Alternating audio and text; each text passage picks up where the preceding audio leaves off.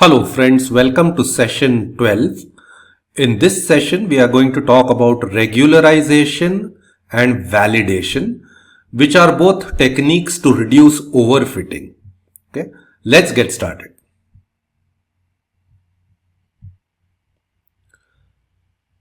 Okay, before we begin solving or addressing the overfitting problem, let's do a quick recap. And let's begin by understanding what the overfitting problem really is. Okay. The overfitting problem is that the learning algorithm tries to do a best fit of the training samples. In other words, it tries to minimize E in and thereby it hurts E out. So in the process of finding the best fit for the training samples given to it, the algorithm actually ends up hurting the out of sample error. That is what the overfitting problem is. And in many ways, this is the key problem to solve in machine learning. This is the problem that you are going to frequently run into, and therefore we need to spend considerable time understanding how this problem can either be resolved or mitigated to the extent possible. The big bad actor in AI problems or machine learning problems is noise. Okay, so noise is something that you are going to encounter in all of the problems that you try to solve, and let us understand quickly what this noise is. We've gone over these examples earlier, but I want to recap simply because it's so important and because we are setting out to solve the overfitting problem. Okay, a long time ago, we were trying to create a regression, we were trying to set up regression for estimating the salary based on years of experience of a person. And we collected data that looked like this. And if you drew it on a curve, it would probably look, it would be like a scatter plot with each of these being individual training samples given to you. And our job was to estimate this particular line or create the best possible regression fit for the data. Now, why is there this scatter at all? Why aren't all the points given to you? Why aren't all the data samples given to you on this straight line? The reason you can broadly call as noise. So what is the reason for this scatter or noise in real life? There are broadly two main reasons. The first reason is the unconsidered independent variables. So for example, over here, you were trying to plot salary as a function of years of experience, but clearly salary could depend upon number of other factors other than simply the years of experience, and that may give rise to these deviations or this scatter away from your regression line. So that is one reason. Unconsidered independent variables, that variables that are not a part of your model, those could give rise to this kind of a scatter. The other reason could be measurement errors. Now, in a variety of problems, you're taking measurements, you're taking readings, and there could be an error in the process of taking these measurements. Even if you're taking physical measurements, somebody doing recording of data, the person could make errors, the person could, not tabulate the data correctly, so on and so forth. And there is always the other thing that stuff happens. So inexplicable reasons why where your readings deviate from what you expect them to be. All of these constitutes noise, right? As far as we are concerned, all of this constitutes noise. And this noise is the reason why you see this scatter. If noise wasn't present, if all of your readings were exactly on your curve, you could probably just solve, a bunch of simultaneous equations and estimate this line. For example, if the relationship between salary and years of experience was a linear relationship and all of your readings were on this straight line, all you would need are these 2 points, and then you could exactly find what this equation is. So, in other words, the reason why the machine learning problems become so interesting. The reason why you have to develop these sophisticated techniques for machine learning lies in the fact that there is noise. Your data is corrupted with factors that are not a part of your model, or there are measurement errors, and so on and so forth. So noise is the big factor that corrupts your readings and makes your task more difficult. How do we capture noise in our model? Instead of writing y equal to fx, this is your target function. Instead of simply writing y equal to fx, we write y equal to fx plus epsilon, where epsilon is a random variable. It takes random values. Its value may differ from reading to reading, and this is the random variable that encapsulates or captures the noise component in your model. So this is how we are going to capture noise in our model. Okay, so I said that noise is the primary ingredient that gives rise to the difficulties that we face with overfitting and so on and so forth. And let us therefore illustrate this with an example. Let us assume that you are trying to set up a regression problem, and the brown colored points were the training data that were given to you. And in the process of learning, your learning algorithm came up with a hypothesis that essentially did a pretty good job on your training samples. And in the process of doing a pretty good job on the training samples, it ended up making large errors on out of sample data. Vis-a-vis a situation where, for example, you could have come up with a hypothesis that was more gradual, more smooth, and would make fewer errors on your out of sample data. So this brown curve that you came up with, that your learning algorithm came up with, is an example of overfitting. If you were dealing with the problem, similar thing happens if you were dealing with the problem of binary classification. Let us say your noise gave rise to points like these, which deviated substantially from your target function. Your learning algorithm could potentially come up with a classification boundary that looks like this, tries to accommodate all of the noisy data that you gave as a part of training samples. And this hypothesis, a hypothesis like this, is another illustration of overfitting. Okay, so what exactly is happening here? What exactly is happening here is as follows. The learning algorithm finds a hypothesis that minimizes E in. You are setting up your learning algorithm usually as an optimization problem. It tries to optimize or minimize E in, right? That's what the learning algorithm tries to do. And to minimize E in, it has to fit the noise and outliers in the input data as well.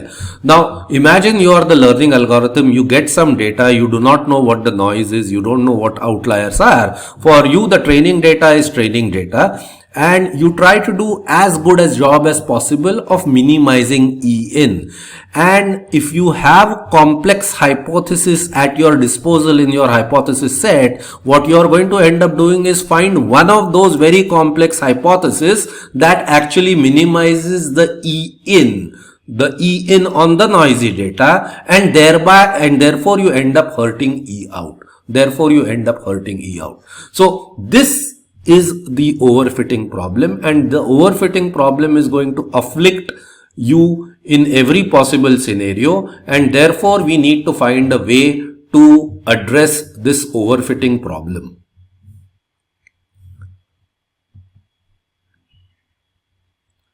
Well, you could also refer to overfitting as noise fitting or outlier fitting, because noise is the principal ingredient which creates outliers, and the overfitting problem is a result of trying to capture this random noise in your input samples.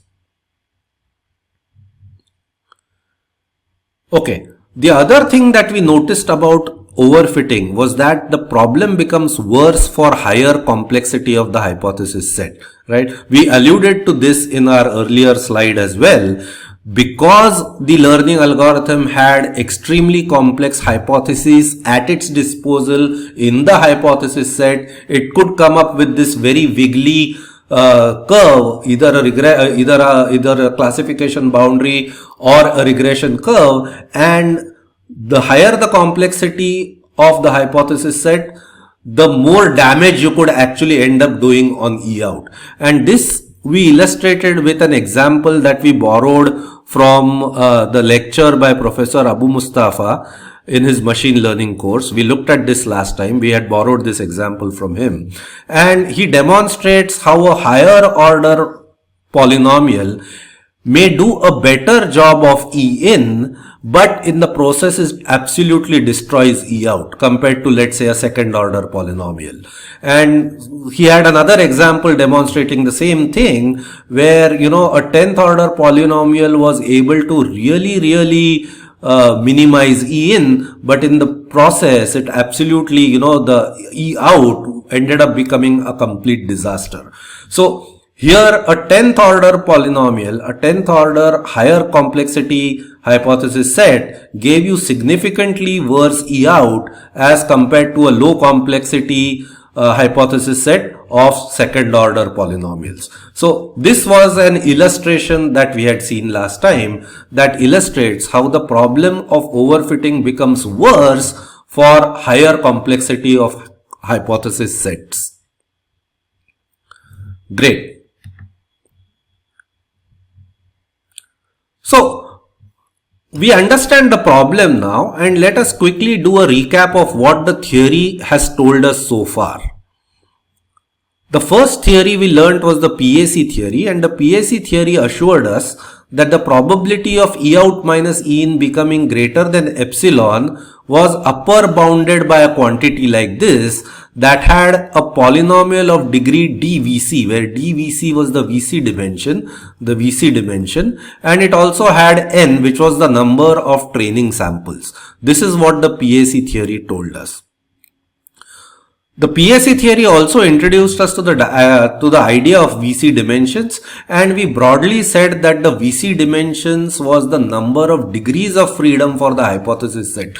So the number of variables that could be independently chosen in your hypothesis set, we said was essentially the VC dimension, and that VC dimension figured in this upper bound in the PAC theory.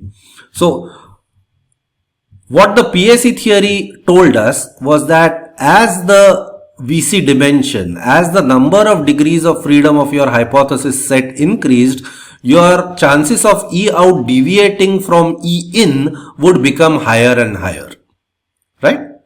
Okay, so this was very important, and it again, I mean, everything is being tied down to the same idea. If you increase the number of degrees of freedom of your hypothesis set, if you make your hypothesis set more and more complex, the chances of E out deviating from E in go higher and higher.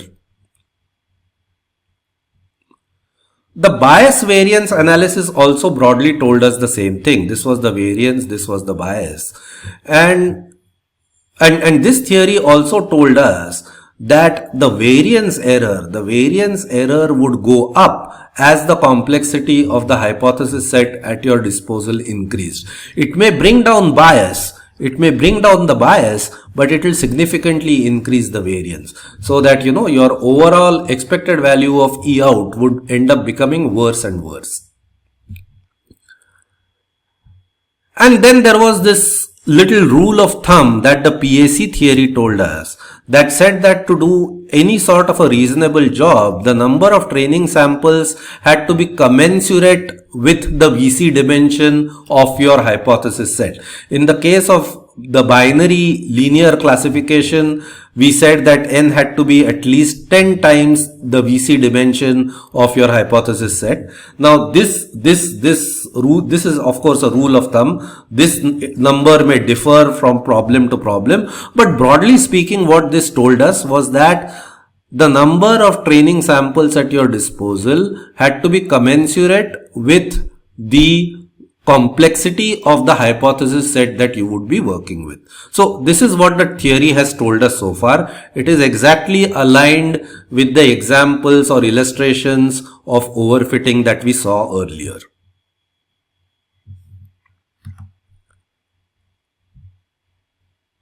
Okay, so coming back to this diagram that we have been using right from day one, this is the framework that we've used to analyze machine learning problems. We say that there is a target function f that maps the input space to outputs y, and instead of having a simple relationship where y is equal to f of x, f being the target function, we've added noise, which is unavoidable in real life problems, as we said. So the output is going to be noisy, and it is going to be f of x plus this random variable epsilon. Your training samples are going to be corrupted by noise as well. And in real life, of course, we say that your training samples, if you're given a set of training samples, this is really the limited resource at your disposal. Your training samples are the limited resource at your disposal. And what your learning algorithm is supposed to be doing is selecting the best hypothesis from this hypothesis set based on the training samples that you have at your disposal. What the earlier illustrations and the theory seem to be suggesting is that in order to do a good job, you may actually need to restrict your hypothesis set. Okay. You may have to curtail the extent of your hypothesis set. You may have to restrict the hypothesis set to do a good job with your learning. That is what the earlier theory and the illustrations seem to be suggesting. We need to be selecting a hypothesis set, or we need to be restricting our hypothesis set to match the limited resource or the training examples that we have at our disposal. And this may actually involve leaving out the target function. Okay. It may actually involve leaving out the target function.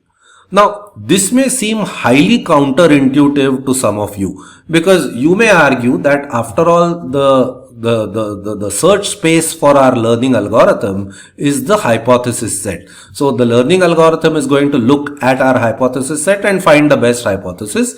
And why the hell are we even trying to restrict the hypothesis set to begin with? Why not let the learning algorithm do its job and have all possible hypotheses at its disposal and let it find the best hypothesis that it can. So this may seem a little counterintuitive to some of you, and therefore perhaps an analogy needs to be given.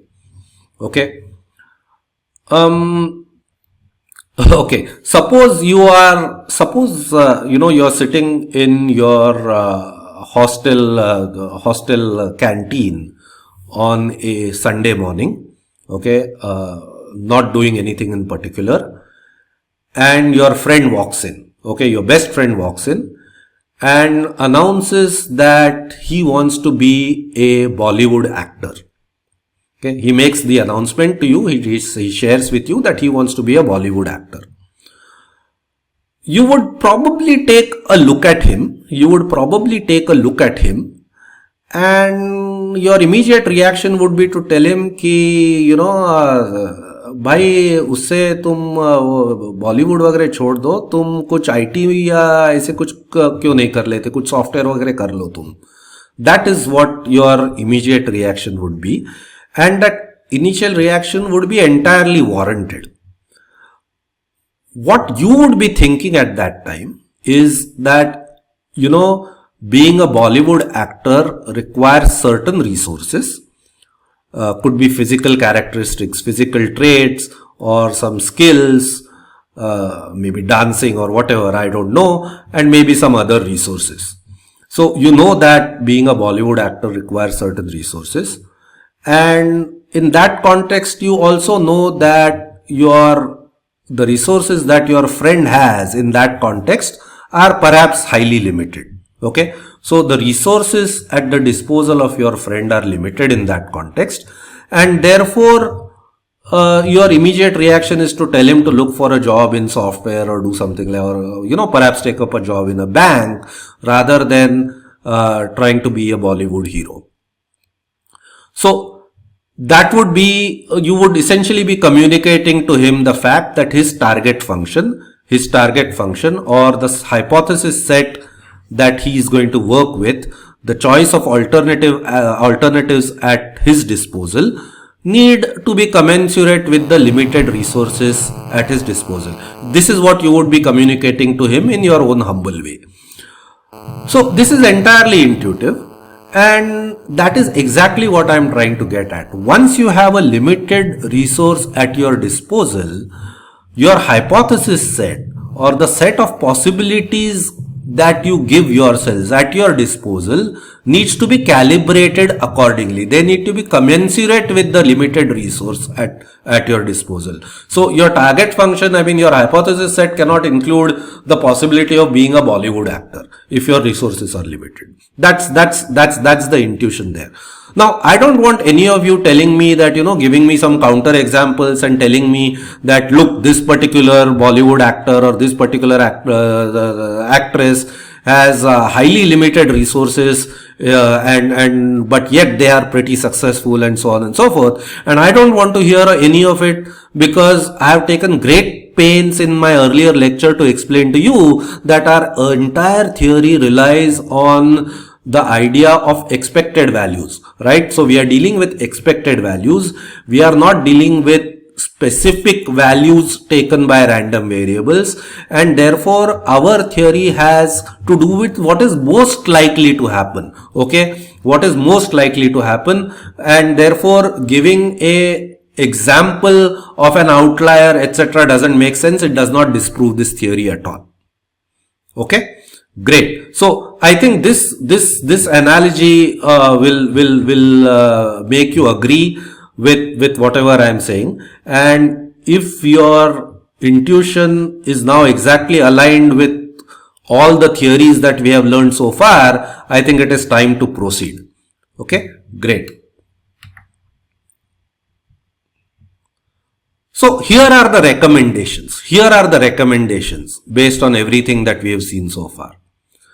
The recommendation is to restrict the complexity or the degrees of freedom of your hypothesis set. This is the recommendation. And this is where regularization comes in. Regularization is the process of restricting the hypothesis set via modification to the learning algorithm so as to reduce overfitting. So regularization, which is the topic of this lecture, is the process of restricting the hypothesis set. Restricting the hypothesis set via modification to the learning algorithm so as to reduce overfitting. Why modification to the learning algorithm? Because after all, that's the only thing that we can do, right? The learning algorithm is the only thing we can change, and therefore regularization is a modification to the learning algorithm. Regularization is a modification to the learning algorithm which restricts the hypothesis set. What's the other recommendation? The other recommendation is do not overdo the minimization of EIN. Clearly, we saw earlier in our illustrations as well that the whole problem of overfitting happens because we beat EIN to death. Okay, we are beating EIN to death. That is not what we should be doing. We should not be overdoing the minimization of EIN, and that is where validation comes in. Validation is a mechanism. Validation is a mechanism to use some of the training samples to estimate E out. So we keep estimating E out at every point in time whenever we need to, and to just make sure that we are not overdoing the minimization of EIN. And the mechanism to do that is known as validation. This is the other topic of today's lecture. So, regularization and validation, both of these are motivated by the theory that we have seen so far, and they tell us the recipe to ensure that we are not overfitting.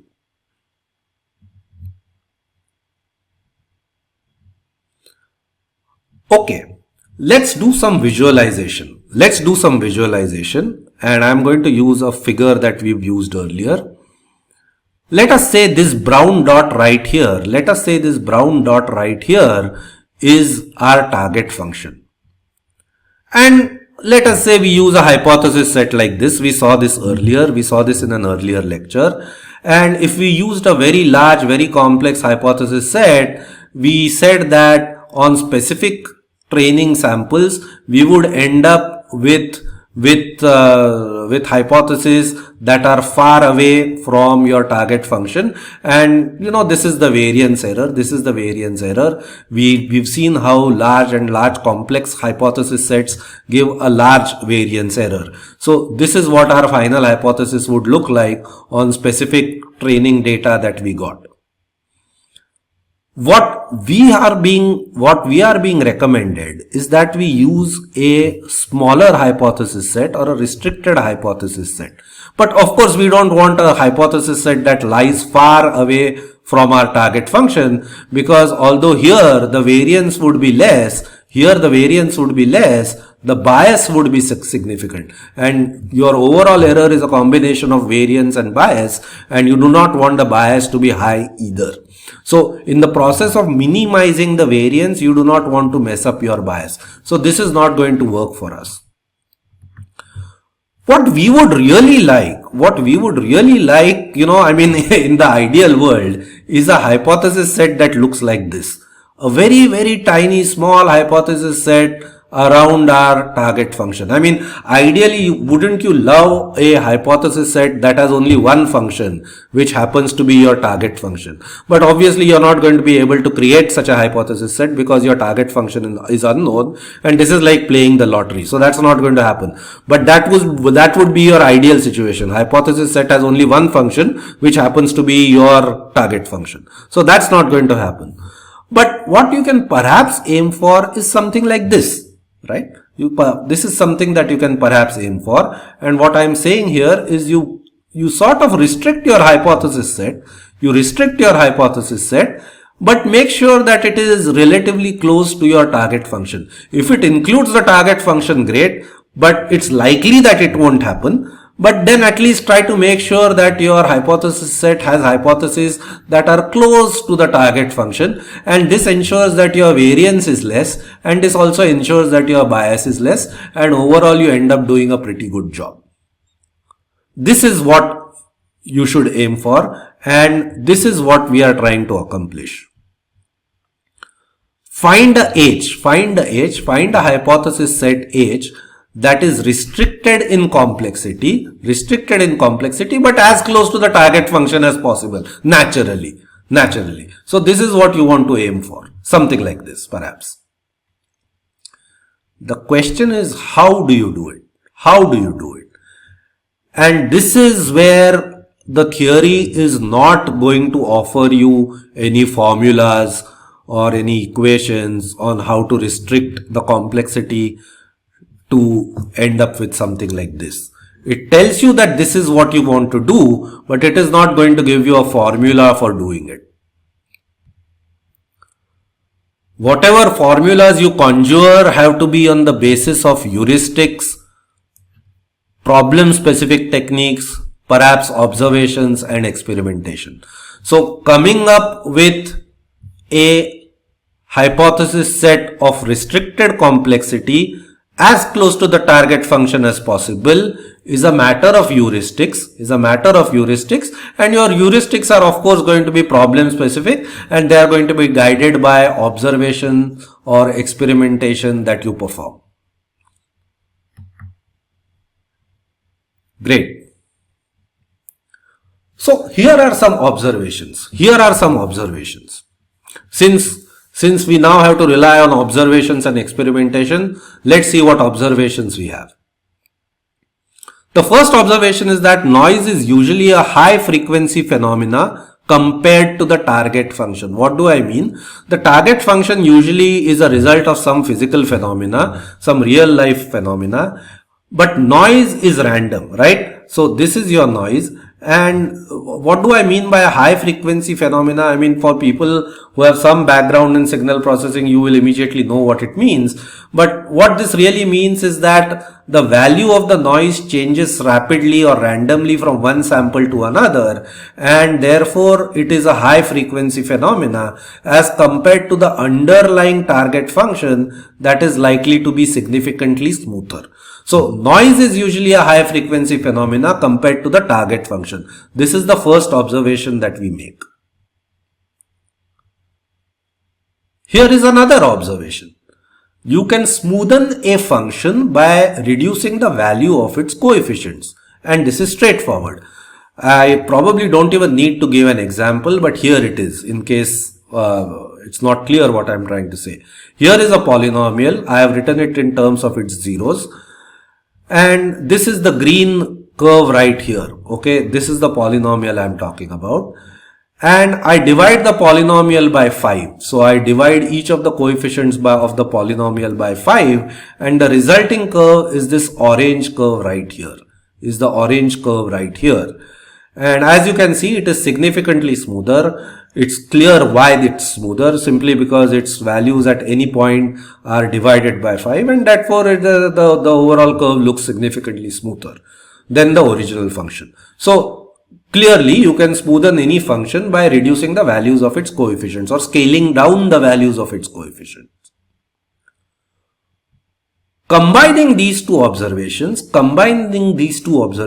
here is what we know. If you are looking for a smoother version of a function, you can restrict the magnitude of its coefficients, right? If you are looking for a smoother version of a function, you can restrict the magnitude of its coefficients. And this indeed limits the degrees of freedom and thereby constrains the hypothesis set in a manner we would like. Let me explain the manner we would like. We said here that a noise is a high frequency phenomena compared to the target function. So you would like in some ways a smoother version of this function, right here. We know that smooth functions can be generated by reducing the coefficients, and that is what we are essentially saying right here. And in the process, remember that we are also limiting the degrees of freedom of your hypothesis set. Why are we limiting the degrees of your hypothesis set? Because we are constraining the size of the coefficients. Because we are saying that the coefficients of this polynomial have to be small. We are constraining the degrees of freedom. We are not allowing those coefficients to take arbitrary values. This limits the degrees of freedom and thereby constrains the hypothesis set. So these two observations are going to be extremely important, and they sort of motivate what we are going to do now. Okay, before we jump into regularization, let us very quickly do a recap of linear regression. We saw that linear models look like these. Y is a linear combination of the independent variables. We also looked at some examples like these where the independent variables were actually not quite independent, but they were powers of the same variable. We also looked at this from a point of view of curve fitting and so on. We looked at examples like these. Now, at some points we used a linear model like this to illustrate what we were saying. In some points, especially in the earlier lecture, to understand how noise impacts, so on and so forth, we looked at a model like this. And believe me, both of these, we picked the model to use in each lecture simply based on the ease of illustration, for illustrative convenience, because I wanted to illustrate a particular phenomena or a particular idea, and in certain cases this thing worked better, and in certain cases this sort of a polynomial worked better.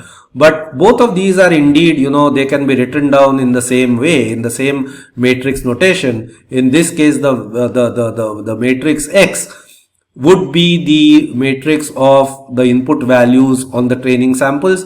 Here it would be here it would be the values of the powers of x on all the training samples. So mathematically they have the same form, and I used in the earlier lectures I was talking about this. In the last couple of lectures I was looking at this. That was purely for illustrative convenience.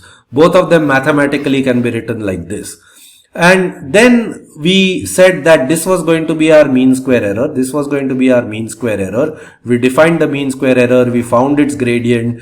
And in order to find the closed form solution, we equated the gradient to 0. This was our closed form solution for linear regression.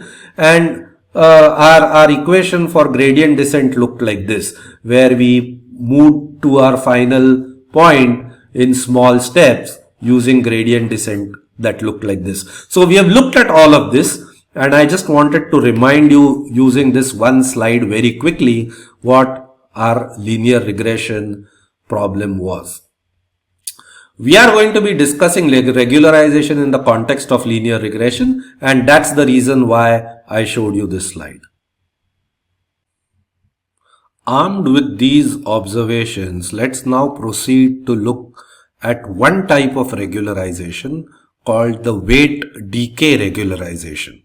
And I am going to explain a little bit later why the name weight-decay comes in. But let's see what the weight-decay regularization is. It's really based on the observations that we just saw. Okay, one commonly used approach for regularization, like I said, we are now in the domain of heuristics. So we have to experiment, we have to go on the basis of observations and so on and so forth. So one commonly used approach for regularization is to constrain the hypothesis set based on the magnitudes of the weight vector. Okay, so the weights are the parameters of the model, and what we are going to do is we are going to constrain the magnitudes of those weights and thereby constrain the hypothesis set. So here is what I am talking about. We are going to minimize the mean square error. I am talking about linear regression as an example, as an illustration. This could be any mean square error for any other model as well. But to illustrate, we are going to minimize this mean square error subject to the constraint that W transpose W is less than or equal to a constant C. Okay, and we have to minimize the mean square error subject to this constraint and essentially find the weights W subject to this constraint. So what is this constraint doing? W transpose W is the magnitude of the weight vector, and we are saying that it has to be less than or equal to some quantity, this constant, which we will define. So earlier we had an unconstrained minimization. Our job was only to minimize this mean square error. Now we have to perform the minimization subject to a constraint on the magnitude of the weight vector. Now, constraining the permitted combinations of weights reduces the degrees of freedom of the hypothesis set, right? You will agree with this. If you are going to subject the weights to this constraint, clearly the values of the weights cannot take arbitrary values. They cannot be unconstrained variables, and therefore this sort of a constraint restricts the degrees of freedom of the hypothesis set, right?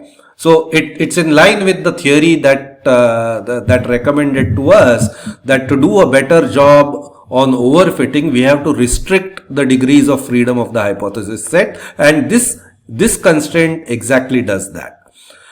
Now, within this constraint, however, we can always rearrange the magnitudes of the weights. We can rearrange the magnitudes of the weights within this budget to minimize mean square error. Remember, I showed you a schematic figure where we said that we want to minimize, or we want to reduce the degrees of freedom of the hypothesis set. We want to constrain the hypothesis set, but we still want it to be close to our target function. So this sort of a constraint gives us the flexibility of choosing the weights within the budget so as to minimize the mean square error. So it looks like a good idea. It looks like a heuristic worth trying, and therefore let us see how it performs.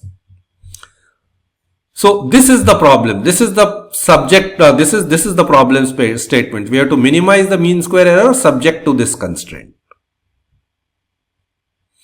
Okay, how do we solve this constrained optimization problem? How do we solve this constrained optimization problem? Optimization or minimization of E in subject to this constraint. This is a constrained optimization problem. How do we go about it? Okay, look at this figure. I'll spend a moment explaining what this figure is. Here the axis, I'm talking of two dimensions to illustrate my point. Let's say your weight vector has two components, W1 and W2, two dimensions like I said, and I'm drawing these on two axes. Let's say these are independent orthogonal. So W1 and W2 are the weights. And in this space of the weights, let us say this particular point here, which represents certain values of W1 and W2, is the minimum E in without any constraint. So if you go back several lectures, we solved this linear regression problem and we drew contours like these. I am exactly talking about the same thing. This point here is the minimum value of E in without any constraints. There are no constraints. And these contours, these ellipses that I have drawn here are the contours on which E in is a constant. So there are several values of W1 and W2 that for which the E in would be a constant, and all the values, combinations of values of W1 and W2 for which E in is a particular constant are indicated by each of these ellipses over here. So you understand what this figure looks like. We have looked at this sort of a figure before. What does the constraint look like? Okay, before we get to the constraint, the reason why I have drawn this this way is that the mean square error is a convex function. We talked about that earlier, right? So therefore, this illustration sort of captures what this mean square error would look like. There wouldn't be multiple different minima and so local minima and so on and so forth. So this figure captures what the E in would look like in the absence of any constraints. What would the constraint look like? The constraint would simply be a circle around the origin, because what does the constraint say? The constraint says that W transpose W equal to C, which means that W1 square plus W2 square is equal to constant C, which is in fact the equation of a circle. In multiple dimensions, it would be a sphere. So this is the equation, this is what the constraint looks like in this diagram. What we have to do is to find a point that lies inside this circle, W transpose W less than C. So we have to find a point inside this circle where the value of E in is minimum, right? Now, clearly, if the radius of this circle was large, if this was a circle that looked like this, if this point, if minimum E in without any constraint lied inside the circle in any case, there would be nothing to minimize, right? I mean the constraint would be meaningless. So you could just go about your job of performing the unconstrained minimization problem. So the challenge really arises, or a solution needs to be found in the case where this point lies outside the constraint circle, right? So that's what I'm saying here. What I am saying is, if minimum E in is inside the circle, the constraint is meaningless. How do we find the best W when the minimum E in is outside the circle C?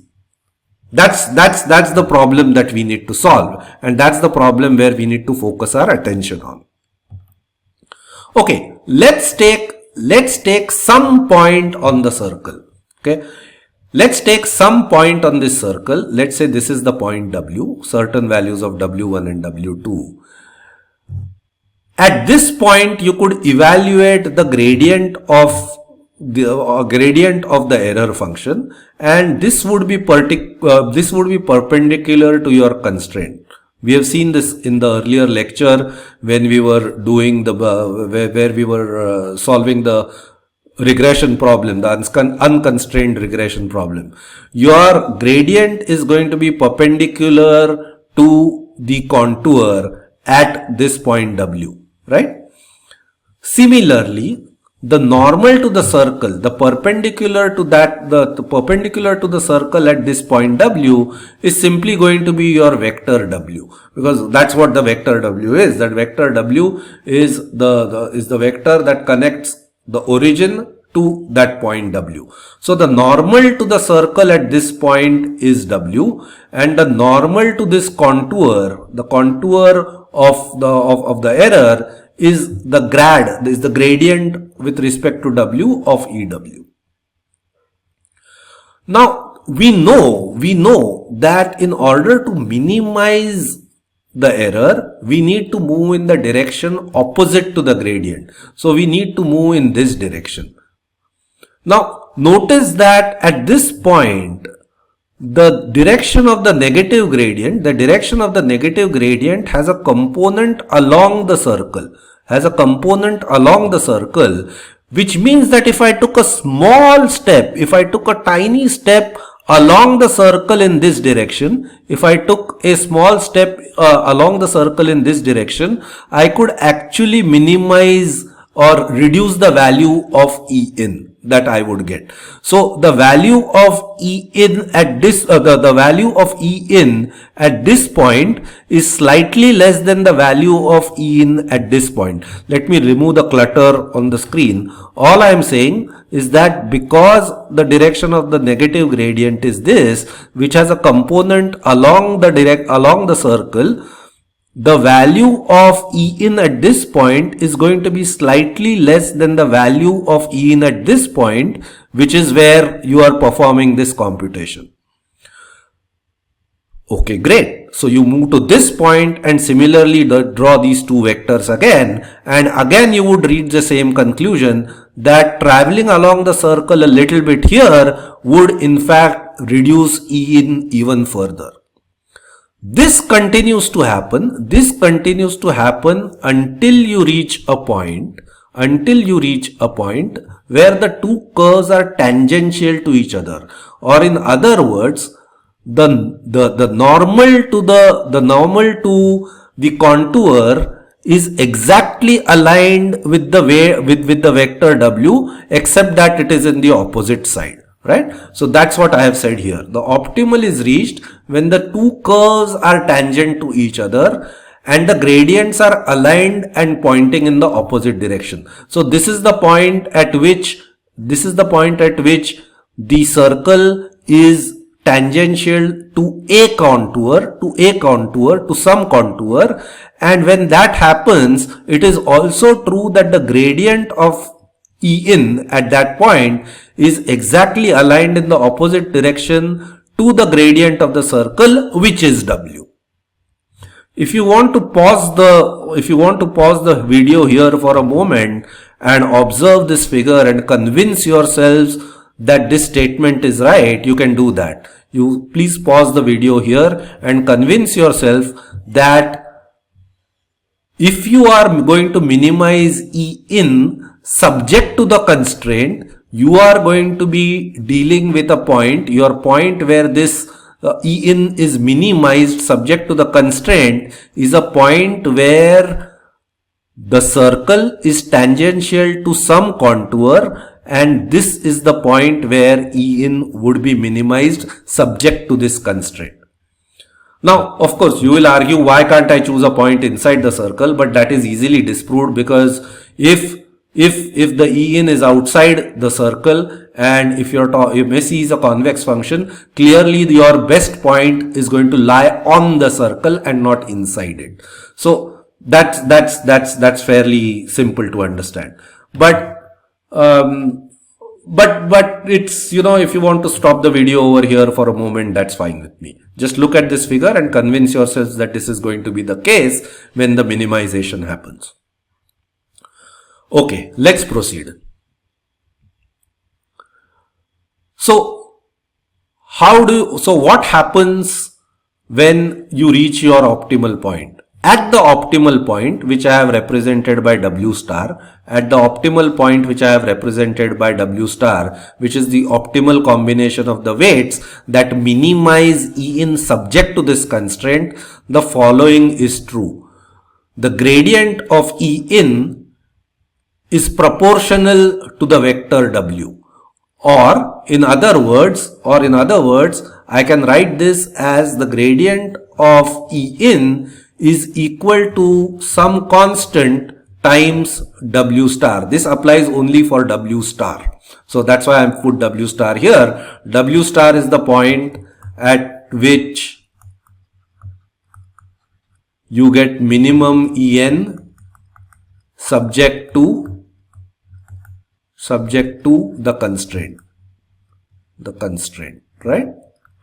That's what this point is, W star. Okay. Now, typically you would use when you're talking about proportionality, you would indicate the constant by K, but that is, I'm just choosing it as 2 alpha upon N without any loss of generality, because any K can be written as 2 times alpha over N, where N is the number of training samples and alpha is just another constant whose value depends on K. And this negative sign comes in because, like I said, the direction of the gradient of the contour is opposite the direction of W. So that's why this negative sign comes in here. Let's simplify this a bit more. So what we are saying is at this particular point, at the optimal point, gradient of E in at W star plus 2 alpha over N W star is equal to 0. This is just a rearrangement of the above equation. Now, this looks suspiciously like saying that W star is obtained by minimizing this quantity, right? If you wanted to minimize this quantity, what would you do? You would take its gradient and equate it to 0. And what is the gradient of this quantity? The gradient of this quantity is this, right?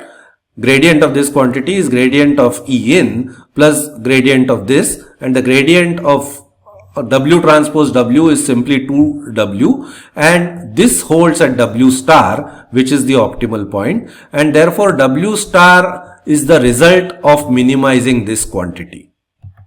W star is therefore the result of minimizing a quantity which is equal to E in, which is the error on the training sample, plus alpha over N W transpose W. Right? Okay. Here alpha is some constant. We will talk about how we choose alpha, etc. later, but alpha is some constant. So here we have made the transition from the constrained problem to the unconstrained problem. We are saying that if we want to minimize the mean square error subject to this constraint, it is the same thing as minimizing what I will now call the augmented error E aug, which is equal to E in plus this quantity lambda over N W transpose W.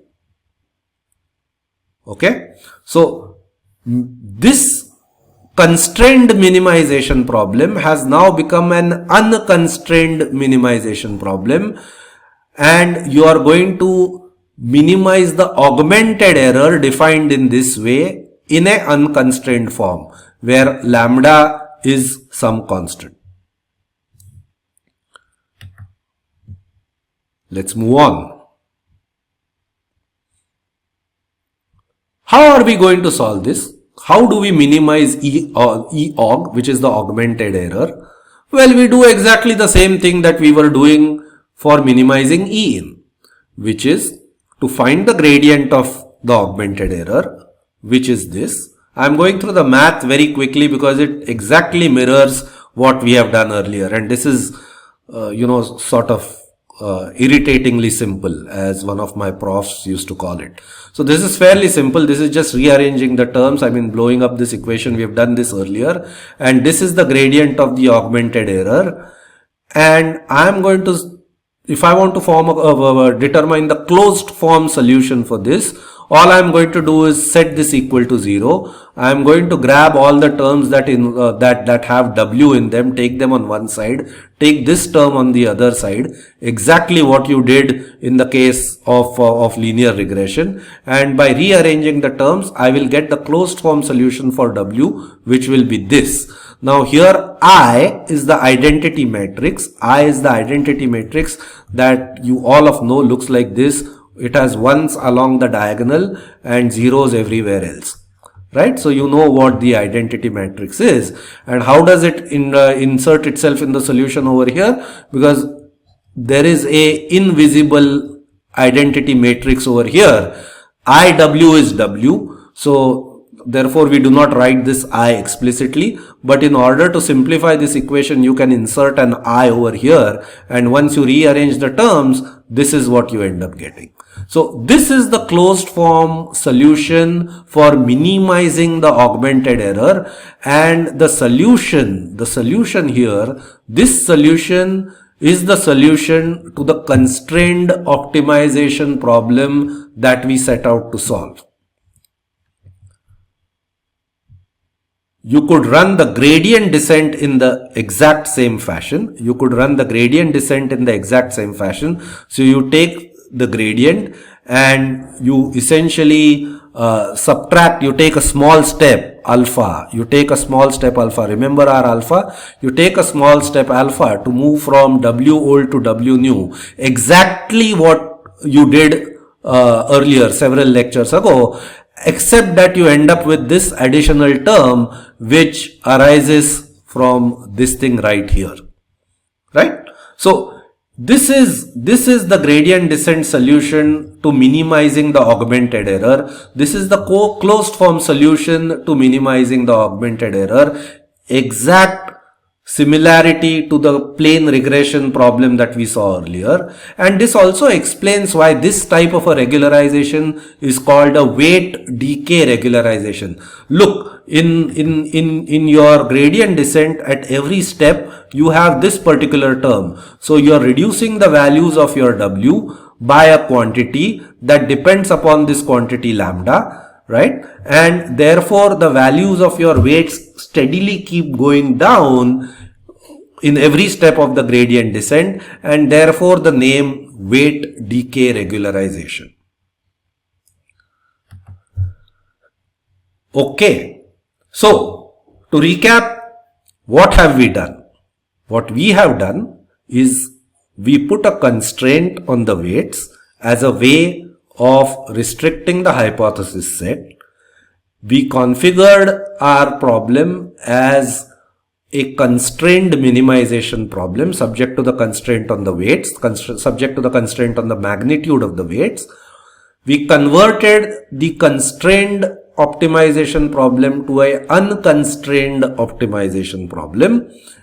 And then we used the same old technique of finding the gradient, setting it to 0 to find the closed form solution, or if we prefer to use gradient descent, taking small steps in the direction of the negative gradient to get better and better weights till we end up with the best possible solution.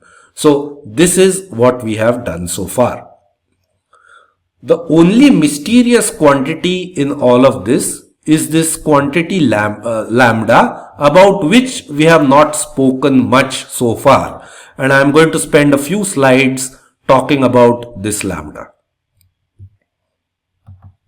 Let's move on. Okay, before we get to lambda, very important. The constant term is not added to the regularizer. Okay, so what I mean by that is that in our model we had a W0 as well, right? So we have a W0 plus W1 x1 plus W2 x2 etc etc. This W0, which is a constant that is not multiplying any independent variable, is left out of the constraint. And why is that? Because the constant is not going to contribute to overfitting. It's simply going to move your curves up or down, or move your hyperplanes along along their normal up or down, I mean in that direction, and that is not really going to contribute to your overfitting. So as a matter of heuristic, it is always better to leave out the constant of your model from the regularizer term. What I mean is the following. This was your augmented error, E of W plus lambda over N, W transpose W, and instead of W I am going to start using W hat, where W hat is a vector with W0 equal to 0 and then W1, W2, so on and so forth. Okay, so W hat is the vector W with W0 replaced by a 0. And this is the regularization term that I am going to use when I define my augmented error, and this is what I am going to minimize. It doesn't impact any of the calculations we have made earlier. It absolutely doesn't impact them. And what, like I said, 0 instead of W0, all that's going to happen is that your closed form solution for W is going to be lambda I star. I star over here is an identity matrix with its first element 0 on the diagonal, and all other diagonal terms are 1, and of course everything else is a 0 as well, right? So that's all it does. You can go through the math. It's fairly straightforward. Nothing changes, but it's, as a matter of heuristic, it is common to not include W0 as a part of your regularization process. So this W includes W0, this W does not include W0. I am just drawing your attention to this. Okay. Now, since finding inverses typically of large matrices also involves inverting the matrix, involves numerical techniques, you want to make sure that your matrices are invertible easily, and this quantity is what has to be inverted. Adding this lambda I star makes for a better invertible matrix from a numerical standpoint. So it just helps your numerical process as well. That's just an aside. And of course, we have to talk about the gradient descent. How does the gradient descent equation change? Well, instead of this quantity here having W, it has W hat old. W hat old is all the old values of W with W not continuing to be a 0. Okay, so this is the only change that happens as far as your gradient descent equation is concerned. But bottom line, don't add the constant term to your regularizer. I'm calling this the regularizer.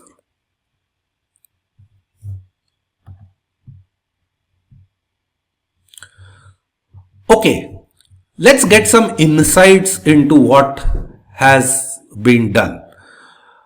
I'm taking an example that we had talked about a long time ago.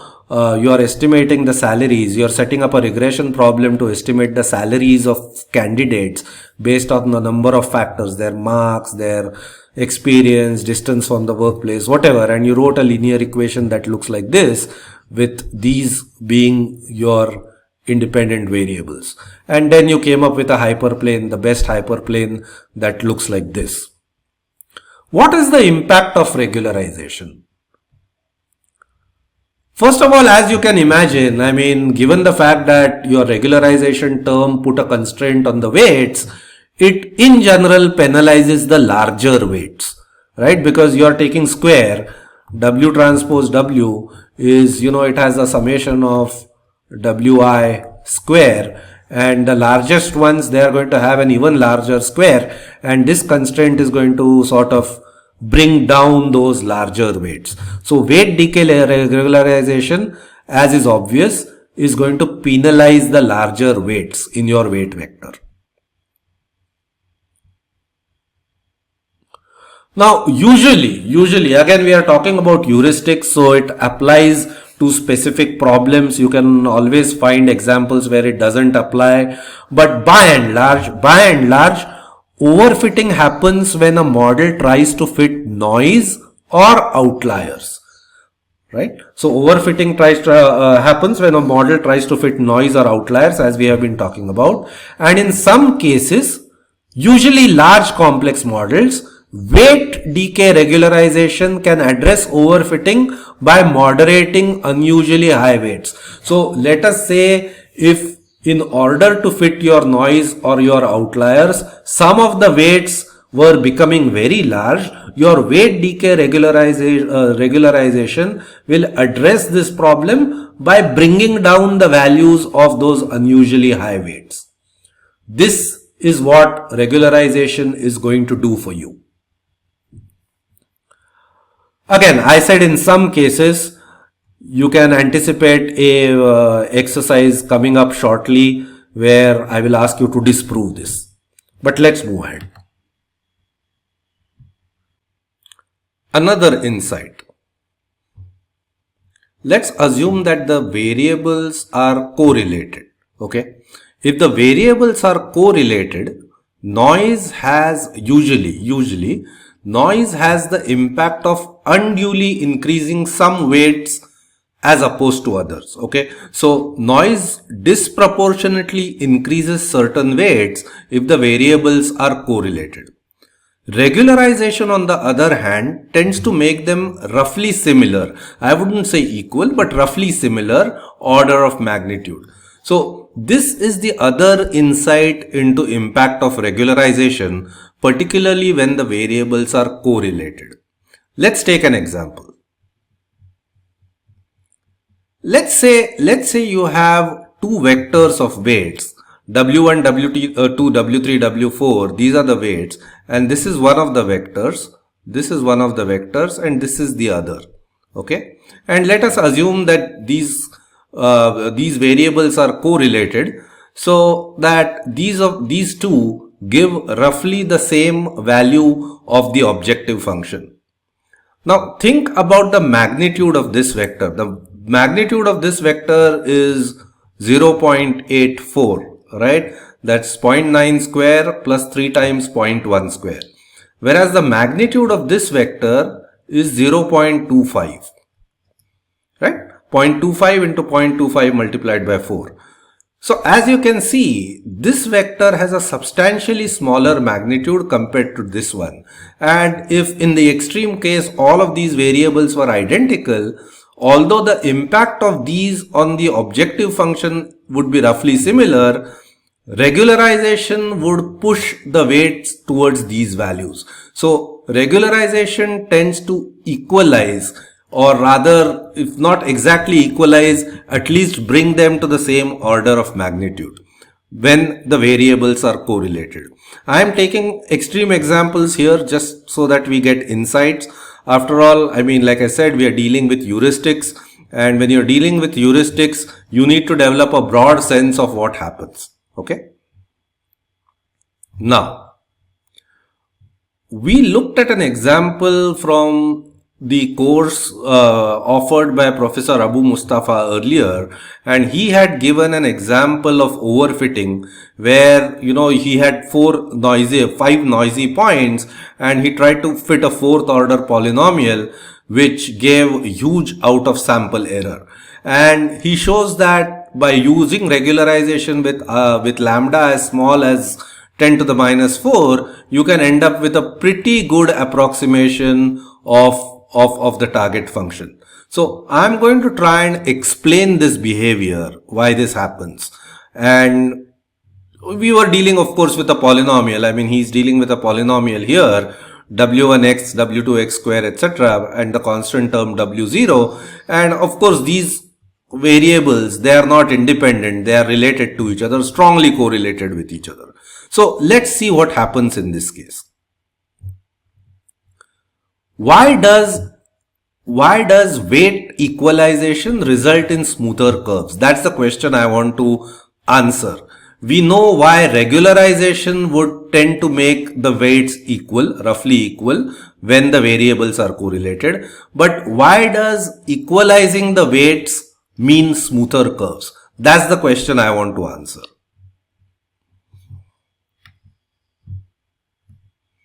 Okay, I'm going to use something called the Legendre polynomials. And these polynomials, for those of you who have studied these in math, you are probably familiar with what these are. But these are essentially polynomials that are orthogonal in the interval -1 to 1. And these polynomials look like these. I mean, P0, this is P0 is, they are usually indicated by the letter P. P0 is a constant 1. P1 is X, that's this green line that you see. P2 is 3x square minus 1 upon 2, so on and so forth. These are known as Legendre polynomials and they are orthogonal to each other. That means if you multiply and integrate between -1 and 1, two different polynomials, you would get a 0. And this is what these polynomials look like. Polynomials of higher and higher orders have more oscillations. They have more extrema and clearly they have more oscillations. But this is what these polynomials look like. Now, given any polynomial, you can decompose it in terms of components in the space of Legendre polynomials. So you could write any polynomial w0 plus w1x plus w2x square, etc. going to wm x to the power m. You could write it in terms of certain weights multiplied by these Legendre polynomials up to order m. Okay, this is always possible. This is like a decomposition into Legendre polynomials. Now, think about this scenario. What happens when all of these w's are equal? Think about a scenario, a polynomial in which all of these w's are equal. And I have taken just arbitrarily, I have chosen all of the coefficients of this polynomial to be equal to 3 and I decomposed this polynomial into its Legendre components. And you see what happens to the weights. Okay, as the order of the Legendre polynomial increases, you can see that the coefficients become smaller and smaller. Okay, so in a way, the coefficients corresponding to the higher order polynomials become smaller and smaller, which means that the high frequency polynomials, high frequency in the sense polynomials that have more and more oscillations, those tend to go to 0. Okay, when the coefficients of your original polynomial are equal. In other words, remember what we said, noise usually has a higher frequency compared to the target function. What happens when you equalize the coefficients of your polynomial is that it suppresses the higher frequency components, thereby giving a smoother output, right? So the higher frequency components represented by the higher order Legendre polynomials, these coefficients start becoming smaller and smaller, which means smoother and smoother curves. Therefore, the insight that we gather is the following. I'm going to go back. The insight that we gather is that when you regularize the coefficients of a polynomial where the variables are correlated, you end up suppressing the noise and thereby predominantly going to smoother curves. That's the moral of the story. Okay, let's move ahead. This is what we were doing. Great. Impact of lambda. Okay, we've so far carried that constant lambda, saying we will deal with it later. And the constant lambda appeared in our augmented error. It appeared in our equation of the augmented error where we wrote E aug is equal to E in plus lambda over n W transpose W, W hat transpose W, where the W0 term is basically 0, right? Now, the lambda is inherently related to this constant C, which was the constraint on the weights, right? On the magnitude of the weight vector. And as C increases, lambda reduces. Why is that? As C increases, this circle ends up becoming bigger and bigger. It ends up becoming bigger and bigger. And that means that the constraint really starts becoming looser and looser. And that is exactly what this equation says. For example, if lambda becomes smaller and smaller, I mean, if it goes to 0, E aug is essentially E in. Whereas if lambda became larger and larger, this term would predominantly overpower the E in that you were trying to optimize. So higher lambda corresponds to a stronger constraint over here. A smaller c corresponds to a stronger constraint over here, right? I mean, if you said that you want to restrict the magnitude of the weight vector to be really tiny over here, that would be a very strong constraint, because your actual minimum in without constraints could be really far away. So there is an inverse relationship between c and lambda. There is an inverse relationship between c and lambda, and as lambda grows, the weight of the regularizer becomes higher and higher. Okay. This is exactly what we just said. Smaller lambda. Lambda is also referred to as the amount of regularization. Smaller lambda implies a weaker constraint, and a higher lambda implies a stronger constraint, as we just saw.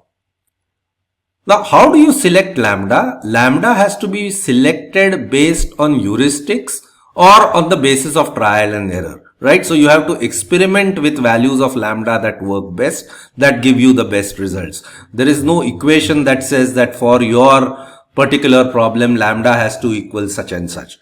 It has to be selected based on heuristics or with or by doing iterations and finding out what value of lambda works best for your particular formulation of the problem. Okay. So what are the typical, what is the range of values of lambda, right? We said that the value of lambda controls the relative importance of these two terms, as we just saw. If lambda is small, augmented error would be equal to E in, and if lambda is large, this term would overwhelm this term, right? So the value of lambda controls the relative importance of the two terms. We know this. The best value of lambda for a particular problem is determined by a process of validation. We saw briefly at the beginning of this lecture what validation is. I told you what validation is. In the previous slide, I said that lambda is found iteratively or based on heuristics, and the methodical approach to finding lambda is usually via a process of validation. We are going to see what validation is in great detail in just a little while, but that is the way you determine the best value of lambda. And in practice, you would be surprised, lambda can take values over a wide dynamic range. So you could potentially end up experimenting with values of lambda going from 10 to the minus 5 to 10 to the 5. That's a pretty broad range, and of course you cannot go in equal steps when you iterate. Your iteration probably is more logarithmic in terms of iterating over the values of lambda. So this is the kind of range in which lambda can take values, and therefore the best value of lambda is usually determined by the process of validation, which we are going to see very shortly. Okay, and this is again the same figure that we saw earlier. Here in this example, with lambda equal to 10 to the minus 4, I mean, it's incredible the amount of difference it makes. This red curve here, this overfitted red curve, fourth order polynomial, is with lambda equal to 0, and by making lambda just a little bit higher than 0, 10 to the minus 4, pretty small, you can see the difference that the regularization term made. You get a pretty close fit to the target function. Okay.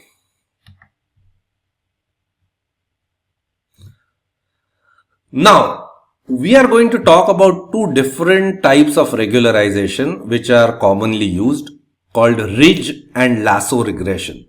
Okay. Now, of course, since regularization itself relies on heuristics, relies on experimentation, trial and error, so on and so forth, you can imagine that there are multiple ways of choosing your regularizer as well as choosing the amount of regularization. So all of that is in your control, and that's a matter of experimentation.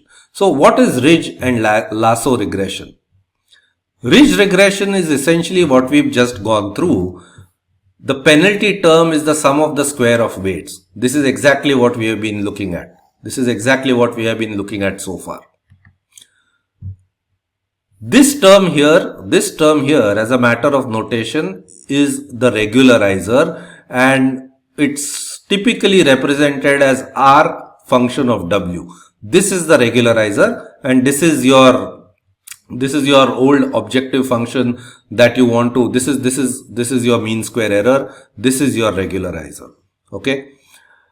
Now the regularizer, like I said, can be chosen in a variety of ways, some of which may work for your problem better than others. Lasso regression is a type of regression where the penalty term or the regularizer term is not the magnitude square of the weights, but a sum of the absolute values of the weights. And again, here I goes from 1 to n. Okay, so the constant term is dropped, W0 is dropped. But this is over here, the regularizer is a summation of the absolute values of weights, and this is your E augmented error, and this is what you try to minimize. In certain situations, the ridge regression gives you better results. In certain situations, lasso regression gives you better results. So let's try to spend a moment on these and try to understand how do they differ in their impact, and what are the situations in which one may work better than the other. So I have drawn a diagram here. This is the diagram that we have been looking at. This is known as ridge regression, like I said. This is the diagram that we have looked at. And suppose this constraint was, some of the summation of the absolute values of weights is equal to constant. This is the lasso regression. Instead of a circle, your constraint boundary would be a diamond like this, a square really tilted. So a diamond like this, that would be your constraint boundary. And it would exactly be a similar situation. You would look for the point where this boundary, this straight line is a tangent to a contour, and that would tell you the point, that would give you the W star, which minimizes E in subject to this lasso constraint. So that's what lasso regression would look like. Now, in practice, given the shape of this curve, given the shape of this diamond, you can imagine that lasso regression tends to, have a more aggressive impact on the weights in the sense of making some weights equal to exactly 0.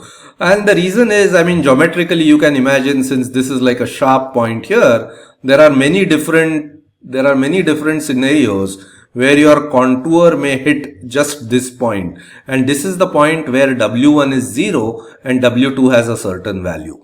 So what is seen in practice is that lasso regression tends to make certain weights equal to 0 more often than ridge regression does. But at the end of the day, these are two different type of constraints. They are constraints on the magnitudes of the weights, different constraints, and one may work better in a certain situation compared to another. That's it.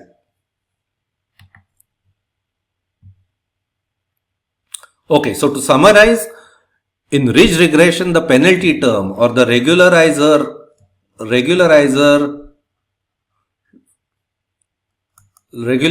term is the sum of square of weights. In lasso regression, the regularizer is the sum of absolute values of the weights. That's the fundamental difference. In ridge regression, you get a closed form solution like we saw. You can actually evaluate the equation by setting the gradient equal to 0, and you get a closed form equation, also known as the normal equations. And it leads to a more gradual minimization of specific weights. You do not have the drastic situation where some weights can actually become 0. Lasso regression, on the other hand, like I said, results in sharper minimization of specific weights, resulting in what is known as feature selection or elimination. Why do we call it feature selection? Because if a certain weight becomes 0, it is effectively the same thing as not considering that independent variable in your model at all. and therefore some features are selected, some features are rejected more often in lasso regression, and therefore you say lasso regression results in feature selection or feature elimination more often than ridge regression does. Again, repeating it for perhaps the 10th time, choosing the regularizer is a matter of experimentation or heuristics, and one may work better than the other for a specific problem. So what that means is that if you are trying to use regularization, you may have to experiment with both ridge and lasso regression and decide which one works better in your case.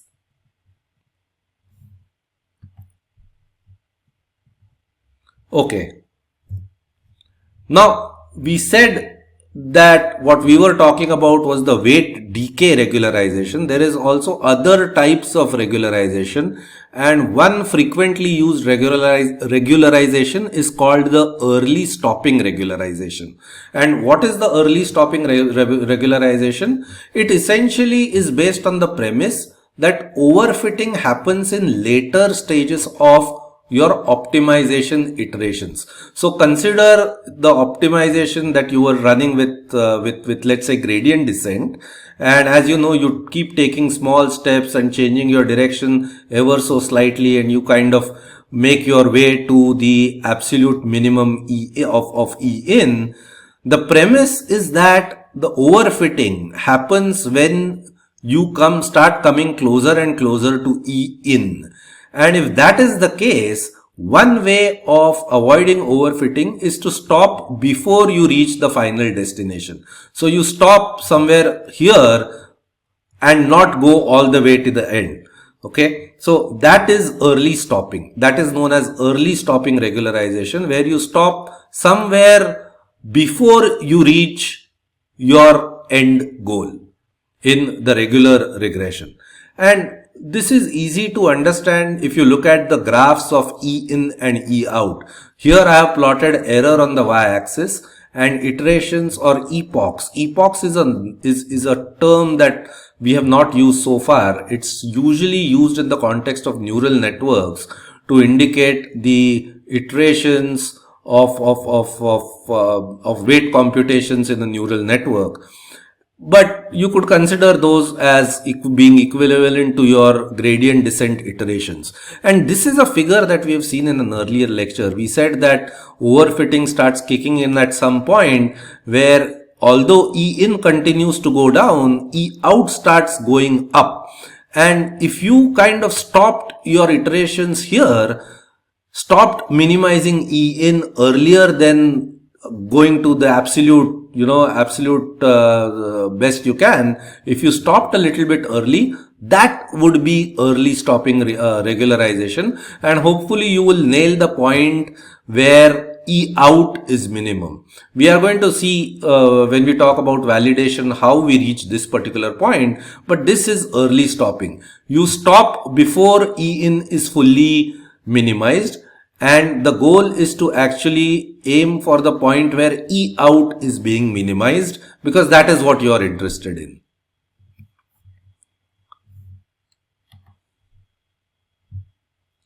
Weight elimination regularization. Again, this is the type of regularization that is used in neural networks. We will cover it in some detail in a later lecture.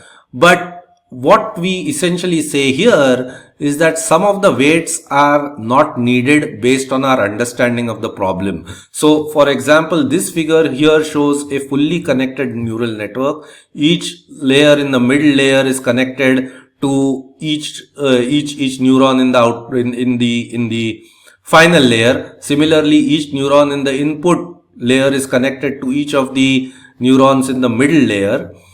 However, weight elimination would remove some of these connections. So for example, this connection no longer exists, this connection no longer exists, this connection no longer exists. They have been eliminated, and that is also one way of ensuring or enforcing regularization. Okay, and this is something that is usually used in neural networks, as is clear.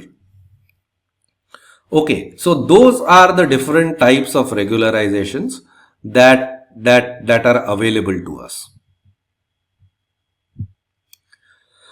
Okay, coming to the summary of regularization, here is what we have.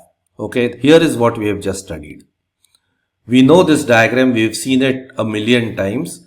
Training examples being available to a learning algorithm which selects the best hypothesis that closely mimics the target function, right? As much as possible. This is what this diagram indicates. We can pretty much be assured, that overfitting will happen in any real life problem. Okay, overfitting will happen and you will need a regularization. To what extent overfitting happens depends on your problem, but by and large, pretty much you can imagine, you can expect that you will need a regularizer.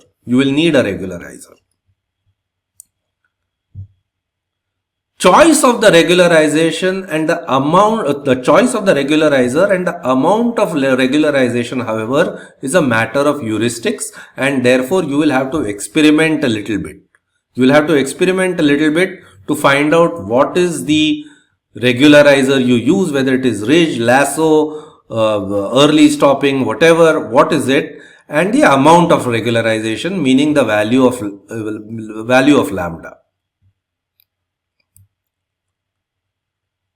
This pretty much matches the prescription from theory. This pretty much matches the prescription from theory that asked us to find an h that is restricted in complexity but as close to target function as possible. In fact, if you look at this equation, you're trying to minimize the augmented error E-aug, and E-aug is equal to E in plus lambda over n regularization function. This looks suspiciously like what we saw in the PAC theory, right? Plus omega, which was a function of delta n and the VC dimension, right? So I'm not saying this is exactly equal to this, but this has the same vibes, if I may use that word. You are going to try and minimize E out, which is going to be E in plus some term, and in a way, this thing takes the place of this omega that we looked at in PAC. So that's how regularization works, and that is how you minimize E out. This was E out, and our hope is that when we minimize E aug, which is the augmented error, you are effectively minimizing E out, which has the same general form as E aug.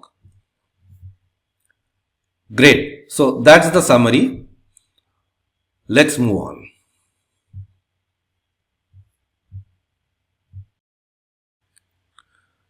We have referred to validation a few times in this lecture, and it is now time to discuss what validation is. Validation is a fairly intuitive idea. Okay, it's a fairly intuitive idea in machine learning, and it's employed in several scenarios. For example, for determining the amount of regularization, as we have spoken about earlier. It's also employed for doing something called model selection. It's also done for early stopping. We discussed what early stopping is, and these are some of the scenarios in which validation has a role to play. So let us see what validation is.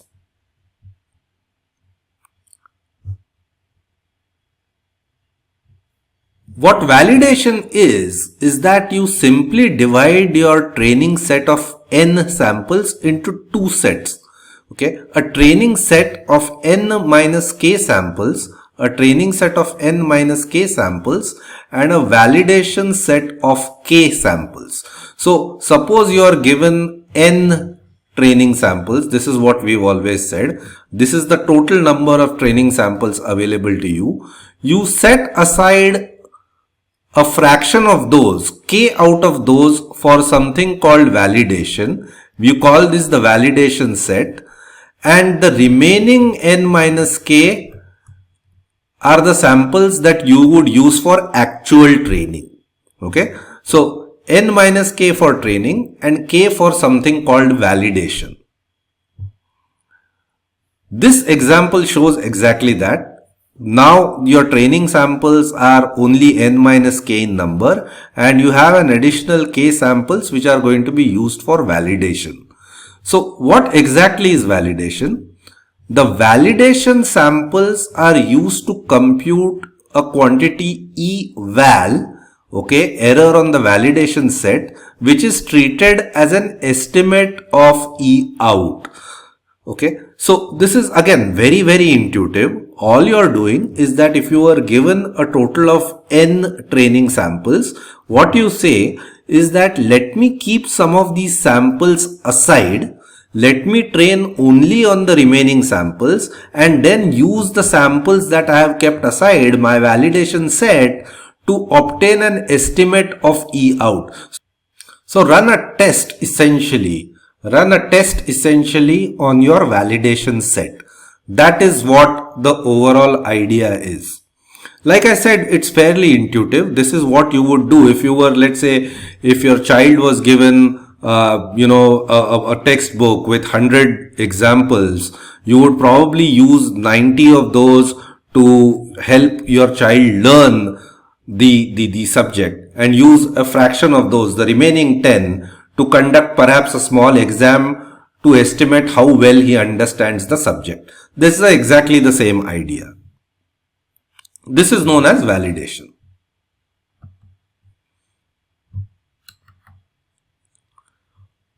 Okay. Clearly, validation involves a trade-off, and I'm going to demonstrate this trade-off using the learning curves. We have seen this diagram before. These are known as learning curves, and essentially they show how the E in and E out vary based on the number of data points that you have for training. Clearly, we know that as n increases, your training becomes better and better. E out starts converging towards E in, and also E out starts becoming smaller and smaller. This we know, we have seen this in the past. So what is the trade-off? You are given a fixed n, which you are going to break into a validation set and a training set. A larger k means eval is a better estimate of E out, but larger k also means smaller n minus k, and smaller n minus k means the difference between E in and E out could be large, right? So if I have fewer number of training samples, the difference between my E out and E in increases. If I have fewer training samples, I have a larger validation set of k samples, k becomes larger, and my eval, which is the error on the validation set, starts becoming a better and better estimate of E out. On the other hand, a smaller validation set means eval is a poor estimate of E out. Eval is a poor estimate of E out, but it also means a larger n minus k, and larger n minus k in turn means that the difference between E out and E in would be smaller. So you are going to go further along this axis, and the difference between E out and E in is going to become smaller. So you have to decide, do you want to use more samples for training, or do you want to leave adequate samples for validation, because your overall budget is fixed? This is the trade-off that you run into. All of this can also be seen from our good old Hovding's inequality, which said that the probability of E out minus E in being greater than epsilon is less than 2 e to the power minus 2 epsilon square n. Right? So as n increases, the probability of E out and E in becoming closer and closer to each other increases. Right? So you want to have a larger number of training samples. On the other hand, you also want to leave a sufficient number of samples in your validation set, so that eval, which you want to use to estimate E out, becomes a better and better estimate of E out. Because let's say if K was really small, finding the eval, which is the error on the validation set, it would be virtually of no use because it would not be a good estimate of E out. So this is the trade-off that I am talking about. So how is it normally resolved in practice? How is this trade-off resolved in practice? Usually, typically, K is roughly a fourth of N. So you would take 75% of your samples for training and leave 25% for validation. Okay. So 75% for training and 25% for validation. Again, these are not hard numbers in the sense you could do a 70-30, you could do an 80-20. It's up to you, but this is the ballpark numbers that are typically used. So that's the trade-off. Let's talk about cross-validation. There is something called cross-validation. Let's see what cross-validation is. What you do in cross-validation is you estimate E out based on average over selecting K samples in multiple ways for validation. A little bit of a complicated statement. So let's see what I am talking about. Let's say this is the entire set of N samples available to you. What you do is you first set aside 20% of the samples for validation. You train your model on these samples available to you. This would be N minus K. And after training on these N minus K samples, you find the validation error on this 20%, on this K. You call that E1. Then what you do is you leave different 20% of the samples for validation and train on these samples. Train on these samples and then find out the validation error, call it E2. Similarly, then perform the experiment with a different set of 20% samples for validation, so on and so forth, until you exhaust all your samples. This becomes your validation set of K samples. You train on this, on this set. Find the validation error on these samples, you call it E5, and then what you do is essentially you average these to get an estimate of your E out. What you have done here is essentially that every sample has become a part of your training set, and every sample has also got an opportunity to be a part of your validation set. So this may remind you a little bit of, you know, those sugarcane juice guys by the roadside who take the sugarcane and fold it in different ways and pass it through the machine and try to extract as much juice out of that one sugarcane as much as possible. So this is that same philosophy in action. You break the same data set in different ways into a validation set and a training set, and then you average over all of them and find out what your E out is likely to be. So this is called cross-validation.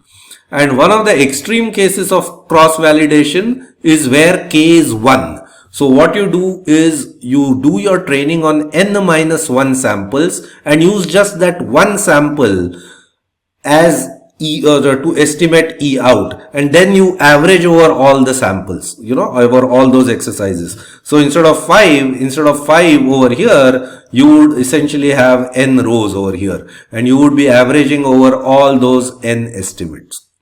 That would be cross validation with K equal to 1. Okay. Applications of validation. Like I said, validation is employed in several scenarios, and you can see why. It's a fairly intuitive, straightforward idea of keeping a small budget aside to estimate E out and to ensure that you are on the right track. So what are the different applications of validation? One application of validation is to determine the lambda in your regularization, right? The amount of regularization lambda. And as I mentioned earlier, lambda can take values over a very large dynamic range going from 10 to the -5 to 10 to the +5. And therefore you would probably have a logarithmic scale. and you would take different values of lambda on this logarithmic scale, find out the value of lambda for which eval, which is the error on your validation set, starts growing, and this would be the lambda that you want to use in your regularization exercise. So determining the value of lambda is one application of performing validation.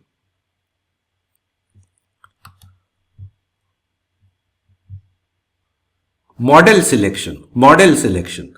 As you know, for any practical problem, you have a choice of different AI models to work with. And you may actually want to employ the validation idea for model selection itself. In other words, you use validation sets to estimate E out, the out of sample error, on each of these models, and then go with the model where the validation eval is the least. Again, a fairly straightforward idea. You are simply using eval as an estimate of E out. This should be M2, of course. 3 different models, you got 3 different evals, and the one that was minimum, you decide to go with that particular model. So that's model selection. Early stopping. This is something that we have seen earlier as well. We have seen the same diagram in the context of overfitting. Your error on the y-axis and on the x-axis is epochs. We have seen complexity. All of them essentially refer to the same thing. But at some point in time, your E out is going to start growing while E in continues to go down. And in order to determine this point where overfitting kicks in, perhaps, you use the point where eval starts going up, because eval is an estimate of E out. So you will stop here. This is where you will do your early stopping, right? So this is another application of validation. Now, one important point is that always, even if you are working, even if you are doing validation, finally you are going to train your model on the entire training set. Okay. So in each application, in each of the applications that you have seen, once you are done with the validation, once you have determined that point where you want to stop, and so on and so forth, you once again train the learning algorithm on the entire training set. So your entire training set becomes a part of your training exercise once you have made the determination using validation. Okay, this applies for all applications. Kind of seems intuitive. You want to use your entire training set finally to do your training. Summary of validation. It was a fairly intuitive idea, like I said. Validation involves simply partitioning the given n samples into a validation set and a training set, where the training set is used to perform the actual training and the validation set is used to estimate out of sample error. Validation set, like I said, is used to estimate E out and therefore can be used in different scenarios. Selecting the value of K involves trade-offs, and I gave you the rule of thumb where you sort of do a 75-25 breaking, and that's something that you can go with. You can play around a little bit, but ballpark, that is the kind of number people use. So this is the summary. This is what validation is. This brings us to the end of the lecture, and I have now some questions for you. These questions are somewhat non-trivial. It will take me some time to explain these questions. Now, I have been saying all along that noise is a high frequency signal and your target function is comparatively a low frequency signal, and so on and so forth. I want you to create a data set and analyze two different approaches. In one approach, you are going to do a low pass pre-filtering of the data, and in the other approach, you are just going to go with plain regularization that we just discussed. So here is what I want you to do. I want you to create a data set. I want you to create a data set with a target function, add some noise to it, then pass that data through a low pass digital filter. This is an exercise for those who have some passing familiarity with signal processing. If not, you can read it up on the internet. And after you have low pass filtered that data, try plane regression using gradient descent. Okay, so this is approach number 1. And approach number 2 is use this dataset plus noise and run ridge regression on it. Okay, so try running ridge regression on the same noisy dataset with a suitable value of lambda. You may have to look around, you may have to experiment for the correct value of lambda, but this is the second approach, and you are going to compare the performance in these two cases. Okay, compare the performance of this approach versus this approach, a signal processing approach versus a pure AI type approach. That's exercise number 1. It's going to involve some work. Question number 2. Now, this is a diagram that we drew earlier during the course of the lecture, the contours of E in, and this is the constraint W hat transpose W equal to C. And we saw an example given by Professor Abu Mustafa where he said that using a small value of lambda, you could actually get a fairly good estimate of your target function. And he was of course using a function of this type, y equal to w0, w1, x, etc. He is actually using this was a 4th order polynomial. Now, for this particular example, I want you to do the following. I want you to draw the contour curves. Okay, for this particular example, I want you to draw the contour curves for the 4th order polynomial. And the weight sphere is this, right? And what it would look like for lambda equal to 0.0001. What it is likely to look like. I mean, it's a 4th order polynomial, so, of course you cannot draw in 4 or 5 dimensions. But I want you to try and best capture what this thing is going to look like, what this sphere is going to look like, and what these contours are going to look like for this particular problem, for lambda equal to 0.0001. That's question number 2.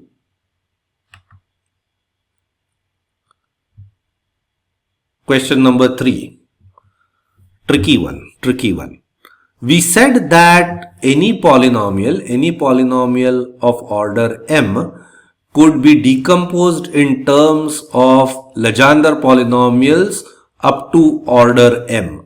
We had used the notation p earlier. I'm using L over here. Stands for the Legendre polynomials. These are the weights. And these weights will actually be W0 prime, W1 prime, W3, 2, 3 prime, etc., etc. I mean, these will not be identical because now you have decomposed y into the Legendre polynomials. You would have a vector, your vector y would be equal to matrix L times W, where L is not simply the values of powers of x, but L are the values of the Legendre polynomials evaluated for those values of x, right? So y equal to LW. Convince yourself that this is the case. My question is as follows. Will optimizing over these modified weights with regularizer applied to weights of Li give same results as optimizing over original weights with regularizer applied to the polynomial coefficients? And what about the value of lambda? Okay, so we did a transformation on the original polynomial. We wrote it in a different way. And we then ran an optimization over these to find these weights using a regularizer. And in the second case, we ran an optimization to find these weights using the same regularizer. And Will the results in the two cases be roughly equal? That's the question. And what about the value of lambda? In particular, is the value of lambda in the two cases going to be identical? That's question number 3. You can do it in terms of, you can think about what happens, or you can actually run an exercise and figure out what happens. Question number 4. Okay, manufacture an example of regression where outliers lead to overfitting such that it cannot be addressed by ridge or lasso regularization. So I have written the equation for ridge regularization over here. I have said that we are, choice of regularizer is a heuristic, blah, blah, blah, etc., etc.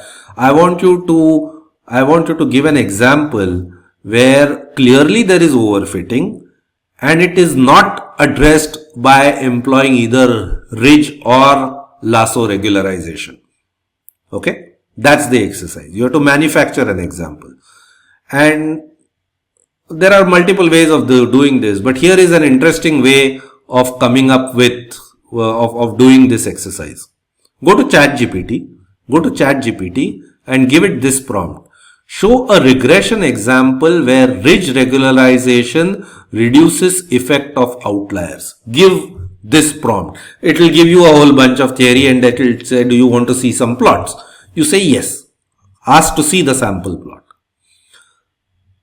In the sample plot that ChatGPT shows you, tinker around with that example to come up with another example on which ridge regularization will fail. That's your exercise. Okay. You can stop here, read this over again if you have not understood the question.